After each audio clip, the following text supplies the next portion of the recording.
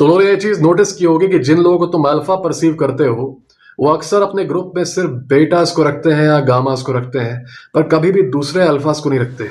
In fact तुम अगर दो अल्फास के बीच का इंटरेक्शन देख रहे हो तो वो इंटरेक्शन काफी शॉर्ट होता है और ऐसा देख के लगता है कि दोनों अल्फाज एक दूसरे को देख के नर्वस हो रहे हैं, but the interaction is always short. क्यों होता है ऐसा? Let's discover the truth that two alphas can never be in the same room.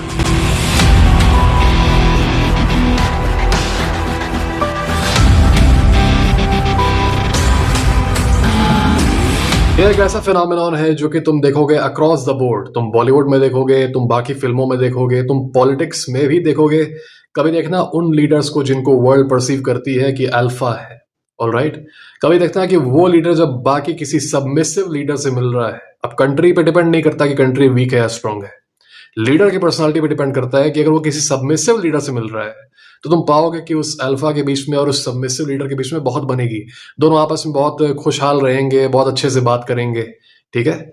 लेकिन वहीं देखोगे कि अगर दो अल्फा लीडर्स हैं, एक लीडर जिसको दुनिया परसीव करती है अल्फा और दूसरा लीडर जिसको और अल्फा परसीव करती है, दोनों के बीच का इंटरेक्शन काफी अनकंफर्टेबल रहेगा। दोनों साथ में बैठे रहेंगे, लगेगा कि मतलब somehow they are forced to sit together, okay. और बहुत ही फेक तरीके से niceties they are exchanging, fake niceties they are exchanging, fake courtesies. Tension का एटमॉस्फेयर रहता है, लगता है कि these are just two time bombs ready to explode. Spectator के मन में भी एक अजीब सा टेंशन आ जाता है कि यार something is not okay here, even though these two are sitting together smiling. लेकिन मुझे पता नहीं क्यों लग रहा है कि अभी just the next second they will start fighting each other, जबकि ऐसा होता नहीं है, but we get the feeling. यही सेम चीज रियल लाइफ में भी। All these personalities that you perceive as alpha, अब कुछ लोगों को अल्फा वर्ड से दिक्कत हो जाती है, ट्रिगर हो जाते हैं, तो वो डोमिनेंट मैन, स्ट्रॉन्ग मैन, ठीक है, गुड पर्सनालिटी, स्ट्रॉन्ग पर्सनालिटी, ये सारे वर्ड यूज कर सकते हैं। तो all this people that you perceive as alpha अपनी लाइफ में, स्कूल लाइफ में, कॉलेज लाइफ में, तुम पाओगे कि जब ये किसी और अल्फा से मिलते हैं, ठीक है, तो बीच में एक अजीब सा इनविजिबल फ्रिक्शन रहता है। भले ही दोनों बहुत ही अच्छे से बात कर रहे हैं, पर वो फ्रेंडलीनेस, वो वार्मथ तुम्हें कभी दिखेगी ही नहीं दोनों के बीच में, ठीक है। Plus interactions are always very very short.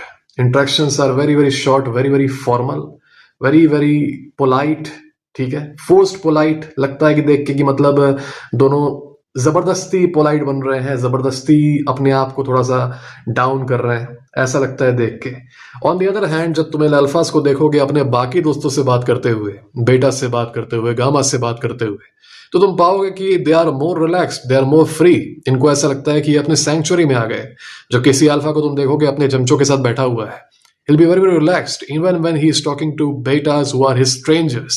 Even then he'll be very relaxed. He will only be nervous in front of another alpha. और ये चीज से वो लड़के रिलेट करेंगे जो कि पहले बुली होते थे, ठीक है, जो कि पहले बुली होते थे, पर उन्होंने अपने ऊपर वर्क करके अपने आप को उस विक्टिम कैटेगरी से बाहर निकाल दिया। मैं उनकी बात नहीं कर रहा जो नेचुरली बाहर आ गए क्योंकि उनके बुली मैच्योर हो गए, ठीक है, उनकी बात नहीं कर रहा। मैं उनकी बात कर रहा हूं जिन्होंने अपने ऊपर वर्क करके अपने आप को स्ट्रांग बना के फिजिकली, मेंटली, सोशली अपने विक्टिम कैटेगरी को ही डिस्ट्रॉय कर दिया और वो ऐसे बन गए कि अब उनका बुली भी उनसे इंटिमिडेट होने लगा। तो वो ये पाएंगे कि अगर वो पहले लूजर्स थे and now they worked on themselves to make themselves strong and make themselves better, ठीक है, जिससे कि लोगों का वो रिस्पेक्ट जीत पाए और एक alpha status, alpha like status पा पाए अपने सोशल सर्कल में, क्लास में, जहां पर भी, वो ये पाएंगे कि वही पॉपुलर लड़के, वही कह सकते हो क्लास के जो अल्फास थे, जो कि पहले तो उस विक्टिम पे हंसते थे, बहुत ही रिलैक्स तरीके से आके बात कर लेते थे, वो अल्फाज अब इससे नजरें चुरा के जाएंगे। या फिर अगर बात भी करेंगे तो बहुत ही फॉर्मली बात करेंगे, और भाई सब सही चल रहा है, हाँ हाँ सब, हाँ, बहुत ही नॉर्मली, फिर चले जाएंगे। लेकिन कभी भी प्रोलॉन्ग्ड इंटरेक्शन नहीं होगा। ये चीज वो हर लड़का रियलाइज करेगा जो पहले विक्टिम हुआ करता था, पर उसने वर्क करके अपने आप को विक्टिम कैटेगरी से निकाल दिया। इनफैक्ट वो इतना स्ट्रांग बन गया कि अपने बुली को भी डोमिनेट कर सके। तो बुली तो तुमको अवॉइड करेगा ही।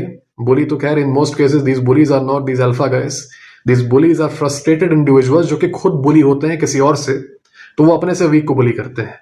क्लास के जो एक्चुअल अल्फाज है वो अपना सर्कल बना के रखते हैं, वो जब तक जरूरत ना पड़े तब तक किसी को बुली नहीं करते। तो ये पीछे पड़ने वाला जो लड़का है ना तुम्हारे, जो पीछे पड़ जाता है, बिल्कुल ये अल्फा नहीं है, ये बेचारा खुद फ्रस्ट्रेटेड है। What he is doing is he is just trying to find someone even weaker than him to crush और ये मैं बार बार बोलता हूं कि all these guys that you see who are weak, who are socially awkward, तुम्हें लगता है given the chance they will not bully someone weaker than them, you're wrong. Okay? Never mistake weakness for virtue. तुम्हें फिल्मों ने दिखाया होगा कि जो कमजोर है वो वर्चुअस है और जो अबंडेंट है वो इमोरल है, जो स्ट्रांग है वो इमोरल है. Alright? The reality is, when you are strong, only then do you have the choice to be virtuous. If you're weak, you don't really have a choice. If you're strong, then you can choose to be virtuous. You can be virtuous voluntarily. If you're weak, then you have to be virtuous. वो मजबूरी है तुम्हारी, इसलिए नहीं क्योंकि तुम होना चाहते हो virtuous. So never mistake weakness for virtue. That weak guy that you see acting humble, he's only humble because humble is all that he can act to survive. उसको हल्की सी पावर दे दो वो टायरेंट बन जाएगा. ठीक है. और ये चीज तुम लोग नोटिस करते हो तब जब स्कूल में देखते हो कि उस ऑकवर्ड नर्ड को जब क्लास मॉनिटर बना दिया जाता है, उसको इतनी सी पावर दे दी जाती है, ही बिकम्स अ टायरेंट. ऑलराइट. वही पॉपुलर लड़के को बना देते हो मॉनिटर, वो कहता है चल अरे चलो जो बात करना है करो यार. ठीक है. वो तो किसी को परेशान भी नहीं करता. ही इज ऑलवेज रिलैक्स्ड क्योंकि उसको हाई नहीं मिलता, वो उसके पास ऑलरेडी पावर है. ठीक है. तो उसको इतनी सी पावर दे दो उसको हाई नहीं मिलेगा. On the other hand the guy who has always lacked power in his life, he becomes a tyrant. तुम ये पाओगे कि एक अजीब सा फ्रिक्शन है, अजीब सा टेंशन है. जब तुम खुद अल्फा लाइक बन जाओगे तो तुम पाओगे कि जो पॉपुलर लड़के थे जो कि कभी कभी आके तुम्हारी खिल्ली उड़ा देते थे, अब ये तुमको या तो अवॉइड कर रहे हैं या तो अगर अवॉइड नहीं कर रहे मिल भी रहे हैं तो बहुत ही फॉर्मल रह रहे हैं. ठीक है. It's almost as if a sort of invisible tension, unsaid tension is existing between you two, जो कि तुमको दूसरों के साथ फील नहीं होगा. सच्चाई ये है कि जब दो अल्फाज एक दूसरे से मिलते हैं तो they can feel each other's power. No one is more qualified to detect another alpha than an alpha himself. ठीक है. उसने देखी ये चीजें लाइफ में और वो डिटेक्ट कर पाता है कि कौन है जिसको मैं चैलेंज कर सकता हूं और कौन है जिसको चैलेंज करने पर मुझे ही डैमेज हो जाए. ये चीज वो जानता है कैसे आइडेंटिफाई करे. He can feel the vibe, he can feel the aura. And this doesn't necessarily have to do with physique. Physique बहुत इंपॉर्टेंट है एज अ मैन, लेकिन साथ ही साथ तुम्हारी सोशल कैपेबिलिटी, तुम्हारा इनर गेम काफी ज्यादा इंपॉर्टेंट है in order to be an alpha. You will see many guys with huge bodies, alright, acting like little children and still being commanded by a little गाय जो कि उस group का alpha है. होता यह है कि जब दो अल्फाज मिलते हैं, एज आई सेड, ये दोनों एक दूसरे की एनर्जी सेंस कर लेते हैं और ये दोनों पॉसिबिलिटी सेंस कर लेते हैं कि there is a possibility of conflict. Why? Because power now is evenly matched. ठीक है. तो ऐसा हो सकता है कि अगर मैं नहीं तो सामने वाला पहला प्रहार कर दे. अब ये प्रहार किसी भी वे में हो सकता है. ये बहुत ही प्राइमल फियर है. ठीक है. ये लॉजिक में नहीं आता कि आप स्कूल में हैं, आप ऑफिस में कहाँ हैं. ये फियर बहुत ही प्राइमल है. तो वो ये फील करने लगता है कि I sense a sort of danger from this guy. तो वो क्या करता है, in order to make sure that things are still respectful and polite और किसी की एम्बैरसमेंट ना हो, तो स्पीक अ लिटिल बिट, बहुत पोलाइटली बात कर लेते हैं, फिर चले जाते हैं. एक दूसरे के साथ प्रोलॉन्ग्ड समय तक नहीं देखोगे उनको तुम कभी भी. एक अल्फा का अपना ग्रुप रहेगा बेटास का, उसको घेरे रहेंगे बेटास. दूसरे अल्फा का अपना ग्रुप रहेगा, उसको घेरे रहेंगे बेटास. लेकिन कभी भी दोनों एक ग्रुप में साथ में बैठ के नहीं घूमेंगे. अब क्या हो अगर उन दोनों को किसी इन्वायरमेंट में जबरदस्ती डाल दिया जाए जहां दोनों को साथ रहना पड़े प्रोलॉन्ग्ड समय के लिए. इन मोस्ट केसेस कॉन्फ्लिक्ट होगा दोनों के बीच में. दोनों के बीच में कॉन्फ्लिक्ट होगा. वो कॉन्फ्लिक्ट तब तक चलता रहेगा जब तक उन दोनों अल्फाज में से कोई एक अपना पोजीशन चेंज करके बेटा ना बन जाए. ओके. मतलब उनमें से कोई एक सबमिट ना कर दे. छोटी छोटी बातों पर दोनों के बीच में कॉन्फ्लिक्ट होगा, छोटी छोटी बातों पर. अगर एक अल्फा कोशिश करेगा कि मैं अपना ईगो कंट्रोल कर लूं तो दूसरे का ईगो बाहर आ जाएगा. दूसरा कंट्रोल करेगा तो पहले का बाहर आ जाएगा. This is a very very crazy situation जहां पर there is a possibility of conflict और ये आता रहता है. It is friction. ठीक है. Two kings can never be in the same room. इसी वजह से तुम पाओगे कि जब भी इनको जबरदस्ती साथ रखा जाए, फॉर एग्जाम्पल साथ में ट्रेनिंग कर रहे हैं, ट्रेनिंग में तुम पाओगे ये चीज ज्यादा, मार्शल आर्ट्स ट्रेनिंग में, जिम में भी पा सकते हो. ट्रेनिंग कर रहे हैं या फिर किसी फ्रेंड्स ग्रुप में जबरदस्ती उनको साथ रहना पड़ रहा है, यहाँ पर इन दोनों के बीच में कॉन्फ्लिक्ट होगा ही होगा. और जैसा कि मैंने कहा कि ये तब तक चलेगा जब तक इनमें से एक स्टेप डाउन न कर जाए. ओके. और कई सारे इंस्टेंसेस में तुम देखोगे कि कोई एक सेंसिबल आदमी वो थोड़ा पीछे हट जाता है, वो सरेंडर कर देता है, वो बेटा बन जाता है उस डायनामिक का कि ठीक है भाई तुम ही जो करना है करो, मैं तुम्हारी बात सुन लूंगा. वो टेम्पररली क्या करता है, अपनी पावर को रेलिंक्विश कर देता है. अब तुम कर रहे हो कि नहीं ये तुम्हारी मर्जी है. पर ये काफी इंटरेस्टिंग चीज है क्योंकि अगर ऐसा नहीं होता तो सोचो अल्फा साथ आके एक दूसरे के साथ बैंड टुगेदर करके क्या कुछ नहीं कर सकते थे। It's an unstoppable force, all the alphas coming together. पर तुम ये हमेशा पाओगे कि alphas are always chipping away at each other, हमेशा एक दूसरे से कॉन्फ्लिक्ट में रहेंगे, हमेशा एक दूसरे पर अटैक करते रहेंगे, कभी भी साथ आके they can not unite under one cause, they can not unite under one space. ठीक है, इनको हमेशा इंडिपेंडेंटली ऑपरेट ही करना होता है। इनके साथ जो रहते हैं वो बात अलग है, वो बेटाज है, वो तो ऑलरेडी सबमिसिव है, तो कॉन्फ्लिक्ट की कोई मतलब उसमें गुंजाइश ही नहीं है। और अगर ये साथ आ पाते हाइपोथेटिकली तो सोचो they would have been an unstoppable force. और शायद इसीलिए नेचर ने ऐसा बनाया आदमियों को कि अगर आप अल्फा हैं तो आप एक ही रूम में दूसरे अल्फा के साथ नहीं रह सकते। अगर आप रहेंगे तो कॉन्फ्लिक्ट होगा, और तब तक होगा जब तक आप में से कोई एक अपनी अल्फा पोजीशन को रिलिंक्विश ना कर दे।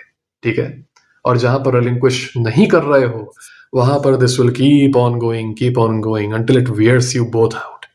इसका जियोपॉलिटिक्स में एक एग्जांपल पाओगे, न्यूक्लियर आर्म्ड कंट्रीज जो होती हैं, सबसे ज्यादा न्यूक्लियर वॉरहेड्स जिसके पास है, for example US and Russia, पहले सोवियत यूनियन, इन दोनों के बीच में एक अजीब सा टेंशन रहता है।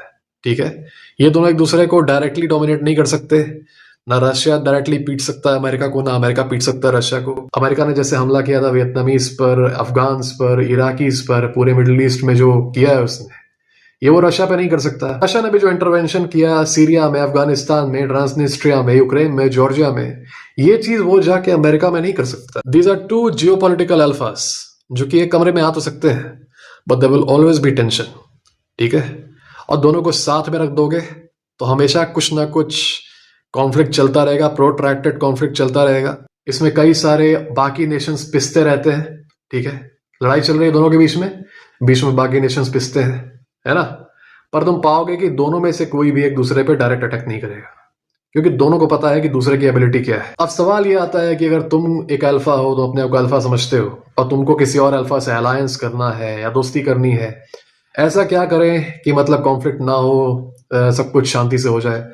ये चीज तो देखो करना बहुत मुश्किल है कि कॉन्फ्लिक्ट ना हो। ऐसा इसलिए है क्योंकि तुम समझ रहे हो कि तुम्हारा प्राइमल इंस्टिंक्ट है कि हाँ तुमको कॉन्फ्लिक्ट करना है दूसरे अल्फा से, तुमको उसको डिफीट करना है। ये जरूरी नहीं है कि वो भी यही समझ रहा हो। ऑलराइट, हम लोग के प्राइमल इंस्टिंक्ट्स अगर हम लोग समझ पाते हैं कि हाँ ये मेरा नेचुरल इंस्टिंक्ट है, तभी हम लोग उसको कंट्रोल कर पाते हैं। वरना we confuse our primal instinct to a logical social instinct कि हाँ मुझे ये करना ही होगा, तभी लोग सोचेंगे कि मैं ताकतवर हूं। ऑलराइट, तो ये तुम समझ पा रहे हो कि तुम्हारा नेचुरल इंस्टिंक्ट है, तुम ऐसे डिजाइंड हो।